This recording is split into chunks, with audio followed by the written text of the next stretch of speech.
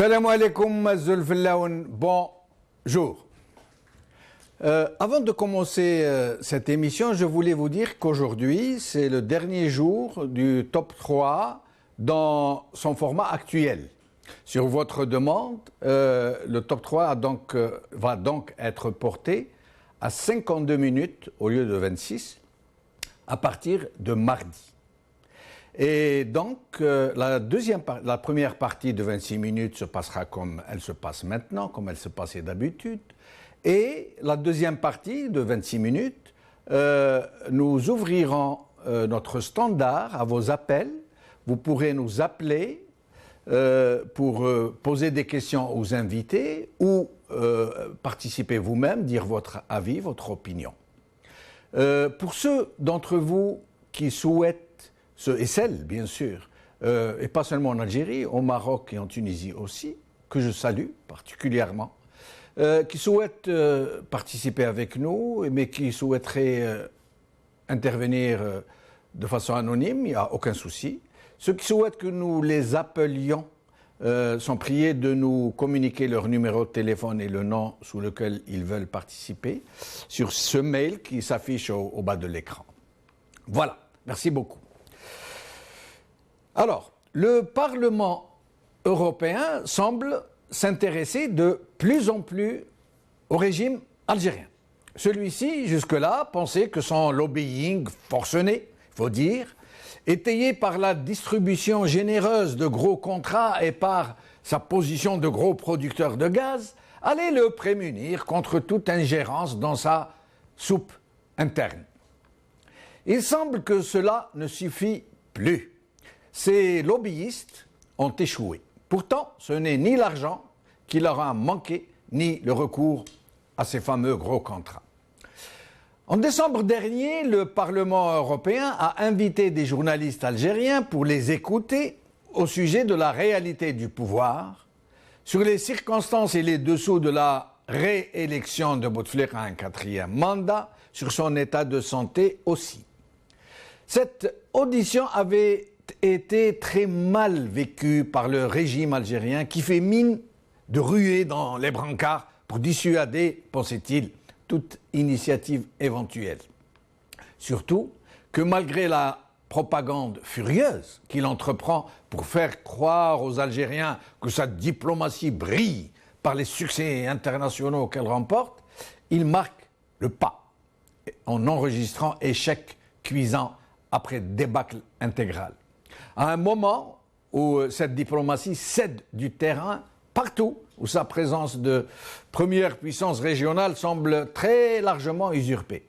Au Sahel, notamment, le récent camouflet mauritanien a confirmé le peu de cas que nos voisins se font désormais d'un régime qui vient de perdre le principal nerf de la guerre dont il a usé si généreusement l'argent des hydrocarbures qui commence à manquer cruellement.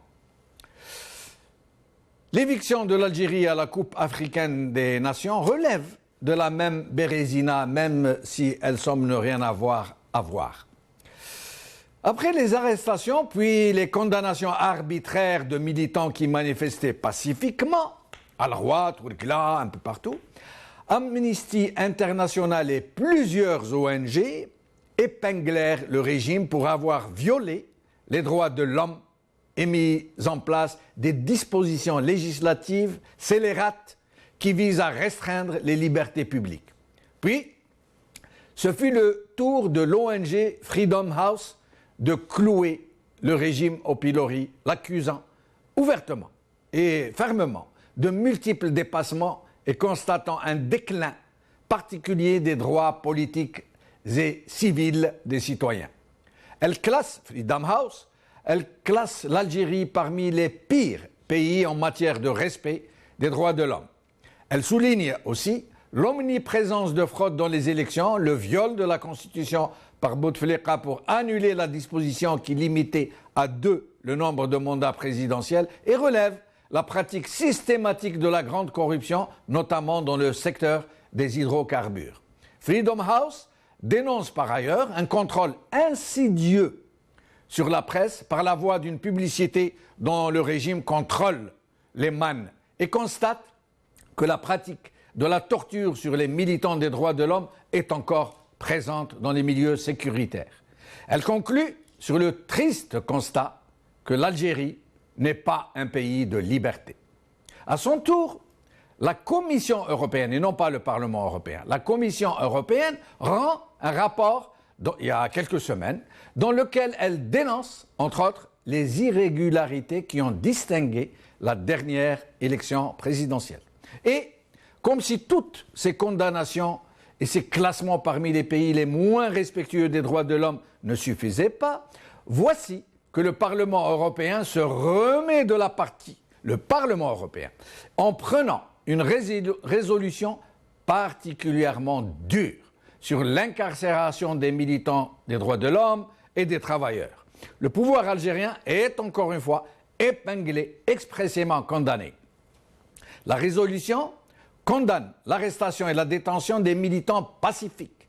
Rachid Aouin, Mohamed Rag, Khencha Belqasem, Brahim Belalmi, Mazouzi Ben Allal, Azouzi Boubakar, Kourini Belqasem, Belqouid Rfouzi, Ben Sarkha Tahar, Ja'ballah Abdel Qadir, Youssef Sultani, Abdel Hamid Brahimi et Farhat Missa.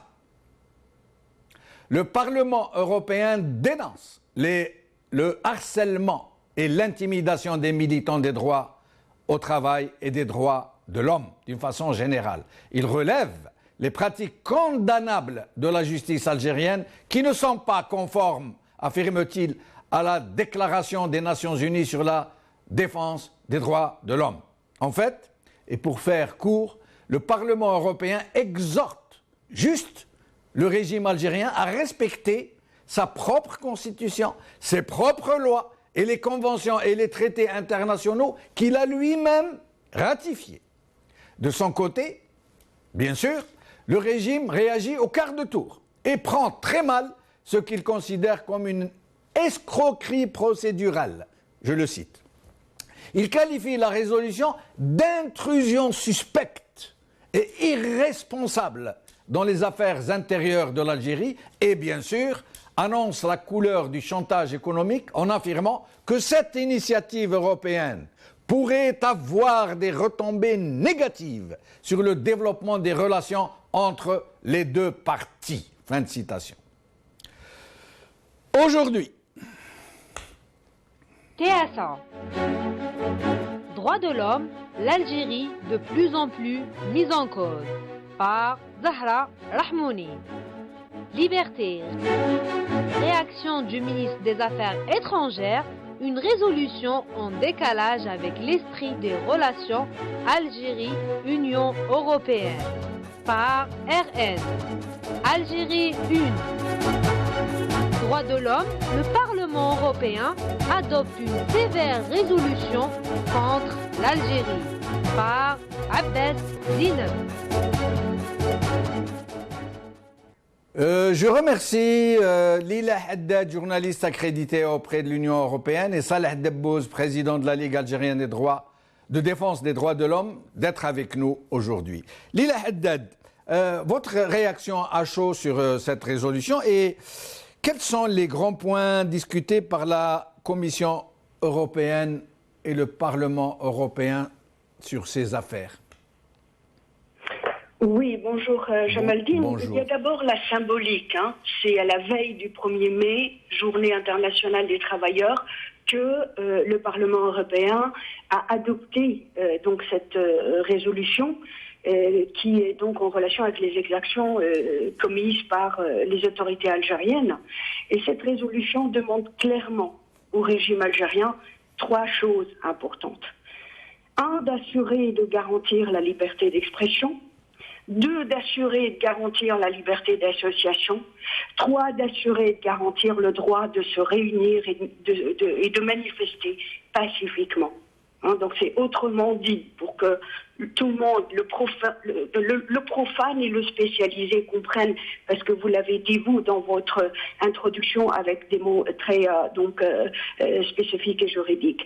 Et en fait,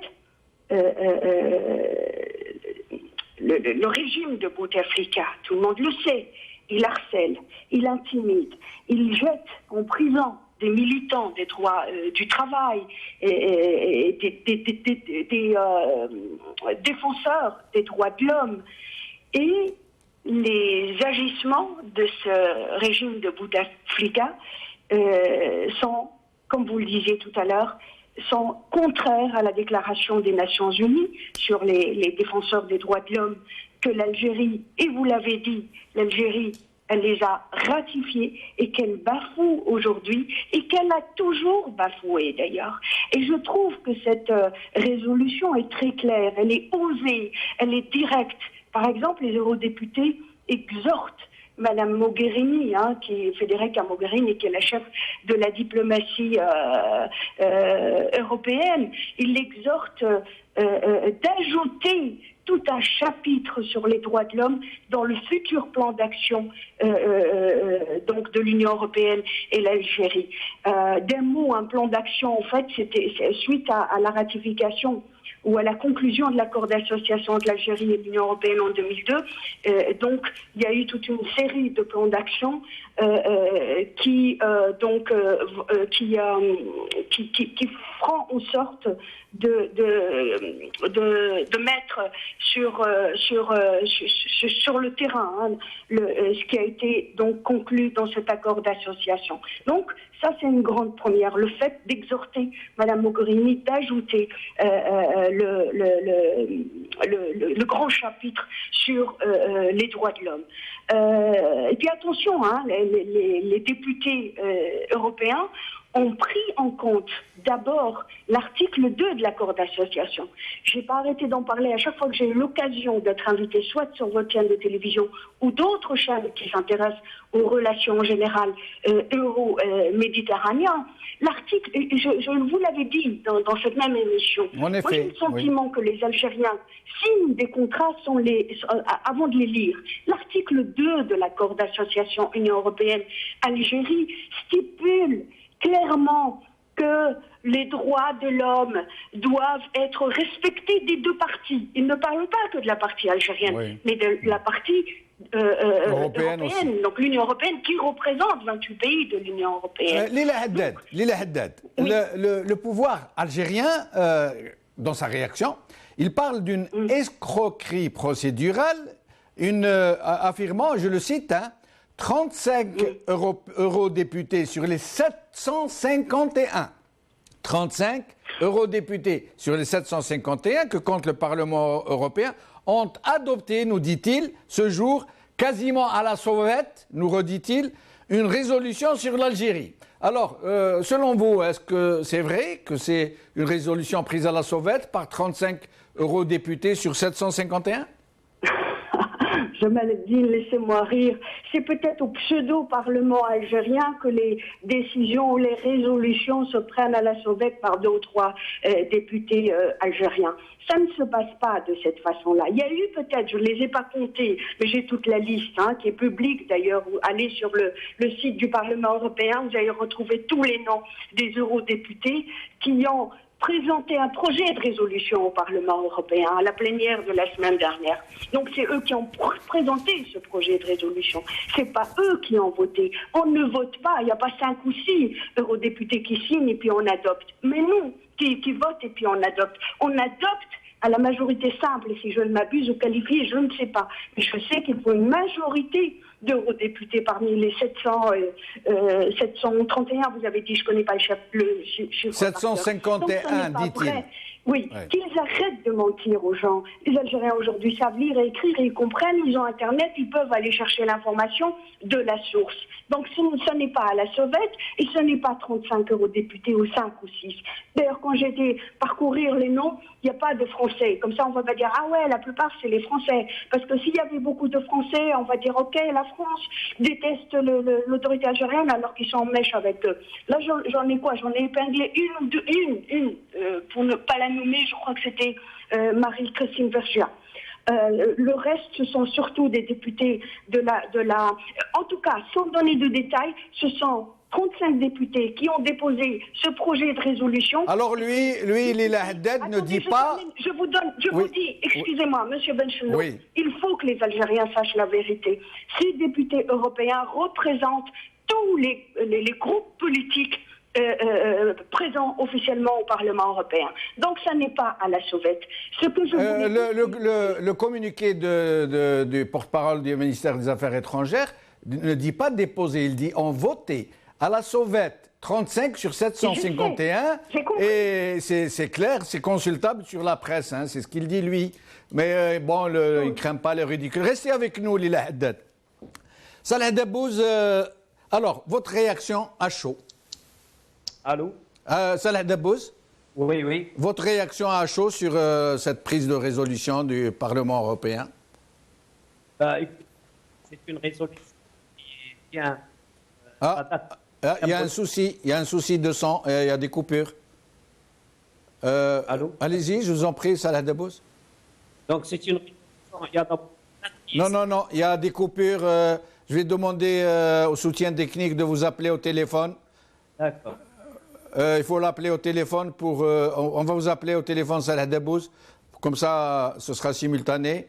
Lila Haddad, en attendant que nous reprenions le contact avec Salah Dabbouz, comment l'ambassade algérienne à Bruxelles communique-t-elle avec la presse, puisque vous êtes vous-même journaliste accrédité auprès du... La presse, vous voulez dire la presse accréditée à l'Union européenne, voilà. La presse algérienne ou la presse en général? En général, la presse en général, comment ses contacts, quelles sont ses méthodes? Les méthodes de la Corée du Nord. Il n'y a pas de contact. Ils ont, quand il y a, et à mon sens, je ne sais pas, je pense qu'en ce moment, il n'y a pas de correspondant de l'APS, de l'agence officielle de presse algérienne. Généralement, c'est avec lui qu'ils ont des contacts et il est informé régulièrement de l'actualité entre notamment les autorités belges et l'Algérie et les institutions de l'Union européenne et l'Algérie. Et donc, les autres non, et certainement pas moi-même ou alors mon confrère, Monsieur Ferrat aussi, qui est assez actif sur la question. Non, il n'y a pas de contact. Et ce qui est risible, c'est qu'il nous cache tout, en fait. Mais en parallèle, l'Union européenne, les institutions de l'Union européenne nous informent régulièrement. Donc moi, quand je reçois l'information, elle me vient d'abord soit de la Commission européenne, au Parlement européen, au Conseil européen, mais pas de l'ambassade. Restez avec nous, Lila Haddad. Restez avec nous jusqu'à la fin de l'émission. Salah Dabbouz, est-ce que vous m'entendez? Salah Dabbouz? Salah Dabbouz?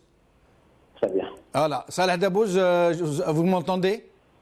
Oui, je vous entends. Ah ben voilà, nous aussi on vous entend. Alors, votre réaction donc sur cette résolution, avant d'en venir au procès? Oui. Alors voilà, donc j'ai dit que la date, déjà, c'est une date, il y a une symbolique très forte dans le choix de la date de cette résolution qui est la date anniversaire de la Journée mondiale du travail. Ensuite, que ça soit un signal envoyé par le Parlement européen et pas par des gouvernements européens, ça aussi c'est très très fort comme signal et nous saluons ça parce que ça dénote d'une solidarité internationale. Et puis il y a aussi l'article 2 qu'a souligné ma prédécesseur tout à l'heure, des accords. Donc nous demandons à chaque fois, nous en tant que Ligue des droits de l'homme, au gouvernement européen de se conformer à cet article 2 et de ne pas traiter d'affaires politiques avec les gouvernements qui ne respectent pas les droits de l'homme. Et donc, on vient maintenant à cette histoire ces incarcérés, ces militants qui cherchent du travail. Ce sont soit des gens qui sont condamnés parce qu'ils voulaient, ils cherchaient du travail, ou alors ils ont exprimé un avis sur la toile, comme c'est le cas de Rachid Aouin, et pour ça ils sont condamnés. Donc c'est une atteinte très très grave aux droits de l'homme. C'est une punition pour la liberté d'expression pour tous les 10 personnes dont les noms figurent dans la résolution. Rachid Aouin, Mohamed Arrag et les 8 Khanchar al-Khatma avec ses compagnons.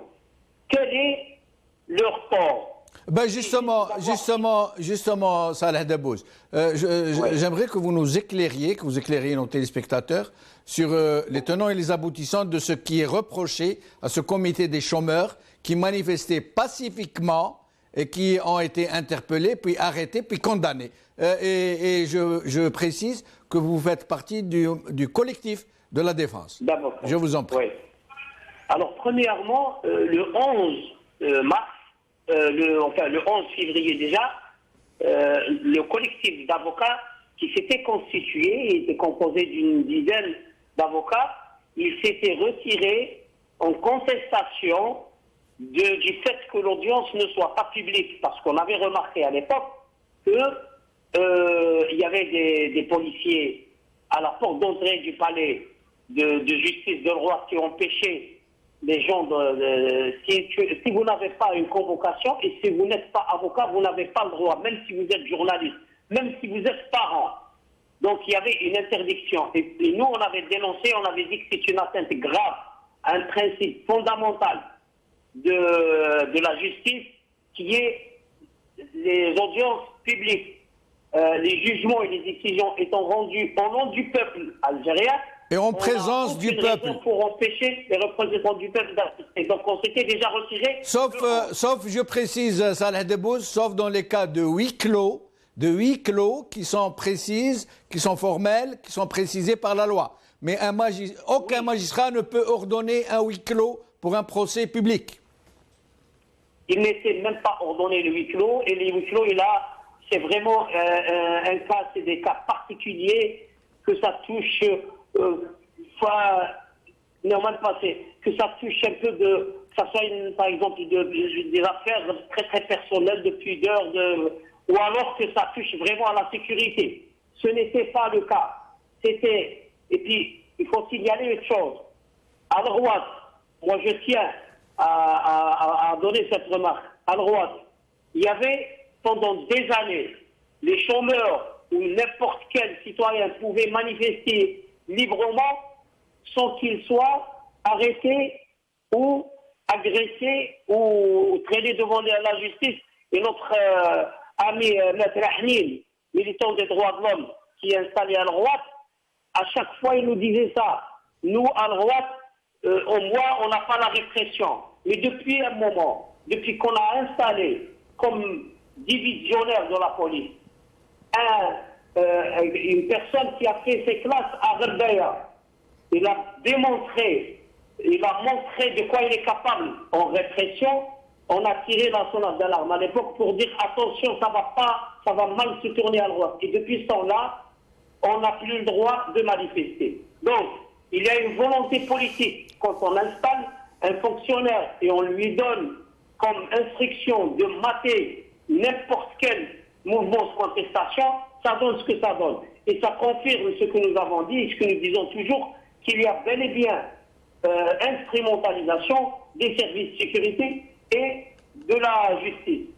Le procès qui était prévu le 11 a été reporté au 25 parce qu'on s'est retiré aux contestations.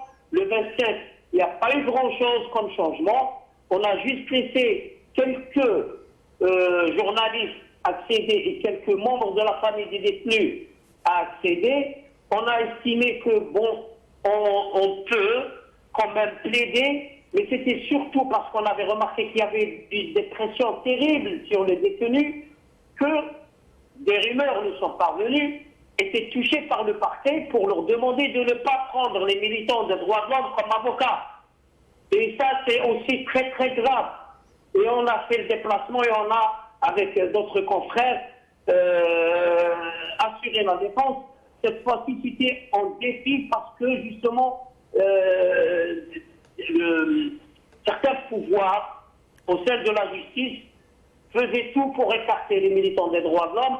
On dirait que ça les arrangeait qu'on se soit retiré. Après, ce qui s'est passé dans le procès est aussi grave, et d'abord ça a été reporté par certains titres, est condamnable, parce que, figurez-vous, dans l'interrogatoire, on reprochait à 8 détenus, ils étaient 8, on leur reprochait d'avoir pour certains d'avoir brandi le drapeau national. On leur demandait pourquoi tu as pris le drapeau national, on lui reprochait ça. Et ce détenu, il a répondu au président, il lui a dit c'est le même drapeau que vous avez derrière vous. Je ne sais pas pourquoi moi je peux être condamné pour avoir porté ce drapeau que tous les Algériens sont fiers de porter. Donc on leur reprochait ça. Le parquet avait dit dans son réquisitoire, on ne vous a pas cherché chez vous, on n'est pas venu vous chercher dans vos maisons, mais vous étiez devant le tribunal. Il le reprochait de s'être arrangé devant le tribunal et d'avoir pris des plancards où il s'était écrit justice pour tout le monde, libérer Raqqa. C'était une manifestation pacifique, tout ce qu'il y a de légal. Et donc je trouve que cette résolution... Salah Debbouz, maître Salah Debbouz, rappelez-nous à quelle peine de prison ont été condamnés ces jeunes chômeurs qui manifestaient pacifiquement, je le rappelle, aucune violence. À quelle peine ils ont été condamnés? Ils ont été condamnés à 1 année de prison, dont 6 mois en sursis. Mais donc, oui. 6 mois ferme et 6 mois avec sursis. Alors, ce qui nous a choqués, je vais vous donner 2 ou 3 événements qui se sont passés au cours de cette audience qui m'ont choqué, et je reste encore choqué jusqu'à présent, parce que c'est vraiment hallucinant d'entendre un parquet dire des choses comme ça. Un confrère qui est immobile moteur, Maître Mezrich, qui arrive qui se déplace par fauteuil roulant, arrivé devant la cour parce qu'il y avait une dame qui poussait son fauteuil. On lui a dit à la dame, vous n'avez pas droit d'accéder au tribunal. Si Maître Mezrich veut accéder au tribunal, il faut que ce soit un autre avocat qui le pousse. Et donc Maître Mezrich n'a pas pu pénétrer à l'enceinte de la cour parce qu'il n'y avait pas d'autre avocat. Et la dame qui poussait son fauteuil s'est refusé la cour. C'est proprement hallucinant. C'est proprement hallucinant. Ça, c'est un point. Ouais. Oui, ça, c'est un point. Le deuxième point, à la fin des plaidoiries, le procureur général a voulu ajouter une remarque. Il a reproché aux détenus d'avoir entamé une grève de la faim. Violemment, il a dit ça, et il a dit que cette grève de la faim qu'ils ont entamée, c'était aussi un moyen de faire pression sur la Cour. Et je vous assure que j'ai oublié le droit, j'ai oublié les articles de loi, et j'ai fait une remarque pour lui dire, écoutez, monsieur le procureur, si maintenant il est interdit à un citoyen qui ne trouve aucun autre moyen pacifique pour contester des décisions qu'il trouve injustes de faire une grève de la faim, et que vous utilisez ça pour alourdir sa peine, ça devient vraiment, c'est-à-dire une forme qu'on n'a jamais vue dans l'histoire de répression. On a reproché aux détenus de droit devoir entamer une grève de la faim, et on a considéré ça comme un autre moyen. Salah Debbouz, très rapidement, s'il vous plaît, pour que nous puissions donner la parole de la fin à Lila Haddad, en peu de mots. Est-ce que, selon vous, cette résolution va pouvoir changer quelque chose à ces abus, à ces excès? Je pense que la nature du pouvoir algérien, le pouvoir algérien, naturellement, il ne peut reconnaître les droits de ses citoyens que par la contrainte. Et donc, une résolution comme ça, je pense qu'elle constitue une contrainte suffisante pour que de tels cas ne se reproduisent pas, mais nous savons aussi que notre pouvoir est tellement malin qu'il trouvera d'autres formes de répression que de condamner des gens comme ça, et nous lançons un appel à la solidarité nationale et internationale pour que la pression sur le pouvoir soit continue, elle ne s'arrête jamais pour empêcher dès qu'on se tait, c'est déjà des abus. Merci Salah Debbouz. Lila Haddad, en moins d'1 minute, Salah Debbouz disait très justement qu'il se réjouissait de cette résolution parce qu'elle provient non pas des États européens qui sont un tant soit peu complices avec ce régime, pour les raisons que vous savez, mais ils se sont réjouis parce qu'ils viennent des représentants des peuples européens et qu'ils apprécient cette solidarité. À votre avis, est-ce que cela va persévérer, cette attitude? Je pense bien, et parce qu'il y a une grande première aussi, très rapidement, Jamal Eddin, le coup de massue, si vous voulez. La grande première est que le Parlement européen, qui charge officiellement cette fois-ci le président, l'actuel président qui est Martin Schulz, de transmettre cette résolution au Conseil européen, à la Commission européenne, à Mme Mogherini, encore une fois, la chef de la diplomatie de l'Union européenne, mais aussi au représentant spécial de l'Union européenne pour les droits de l'homme, les nouveautés, au gouvernement et au Parlement des États membres, c'est-à-dire 28 gouvernements dont les États sont membres dans l'Union européenne, à la délégation de l'Union européenne à Alger, au gouvernement algérien, au secrétaire général des Nations Unies et au Conseil des droits de l'homme des Nations Unies. Maintenant, 15 minutes, M. Benjenouf, pour dire au peuple algérien, la résolution du Parlement européen n'a absolument rien à voir avec l'ingérence des Européens aux affaires intérieures de l'Algérie, et au risque de nous répéter jusqu'à ce que le citoyen lambda comprenne, c'est parce que quand on est signataire d'accords européens ou internationaux pour le respect des droits de l'homme, on les respecte. Si on ne les respecte pas, on est sanctionné. Merci. Et ça n'a absolument rien à voir avec l'ingérence. Et d'un mot, quand l'Algérie, parce que c'est là le bouclier, brandit à chaque fois la carte du gaz, et vous l'avez dit tout à l'heure dans votre introduction, que là, cette résolution, elle va mettre à mal les relations entre l'Europe et l'Union européenne, l'Algérie et l'Union européenne, et puis ils vont vous dire, ah oui, on va voir le gaz. Eh bien, le gaz, si les Algériens, si la dictature algérienne n'exporte pas le gaz algérien pour les nourrir, si l'Europe décide de ne pas acheter le gaz algérien, qu'est-ce qui va se passer? Eh bien, moi, je vais leur dire à ces dictateurs que la carte de gaz, elle est dans les mains de l'Europe, pas aux mains des dictateurs. Merci Lila Haddad, merci Salah Debbouz, en espérant vous revoir bientôt. Donc, je vous dis à mardi, pour commencer ce nouveau format du top 3 qui va passer à 52 minutes. Merci pour votre collaboration. Merci de nous écrire au mail sur le courriel qui a été affiché pour nous proposer votre collaboration. Salam alaikum, qala khair, salama.